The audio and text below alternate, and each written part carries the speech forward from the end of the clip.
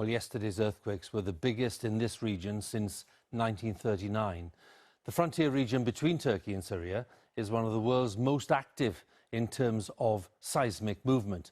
Now, the initial earthquakes triggered dozens of aftershocks all along that fault there, which is known as the East Anatolian fault line. Our correspondent, Quentin Somerville, has travelled to the southern Turkish city of Antakya, close to the border with Syria, where the aftershocks have caused extensive damage and loss of life.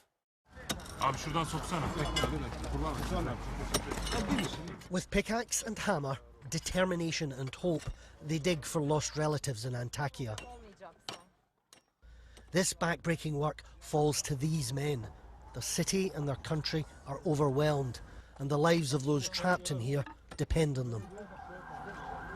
This was a 6th-floor apartment block. Families on every floor. 10 minutes ago, they just heard a voice, so they're digging to try and get to whoever it is buried deep inside all of this. They can see a man and a child trapped inside.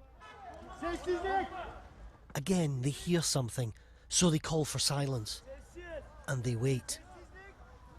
They dig more carefully now, but they're too late. Both are already dead. With so many still trapped, there's barely time for grief here. So what happens now? We are going to find the live ones. We will look for them. There is barely a corner of this city of 500,000 people that hasn't been churned up and torn apart by the earthquakes. Antakya's devastation is near total.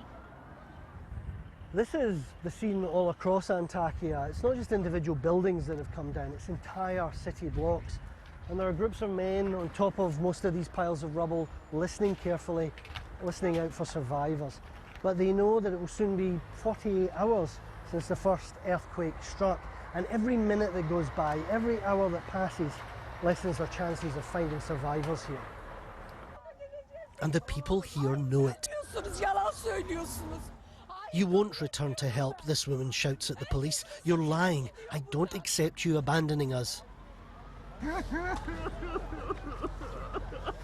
And few feel more abandoned than Emre. His entire family are trapped in the building behind him. All night he spoke to his sister under the rubble. 6 hours ago, she fell silent. I've been here since yesterday. I'm begging for help, he tells me. All the while, rescue workers passed by. Still, they find survivors, but they are few. Dervis has just been rescued.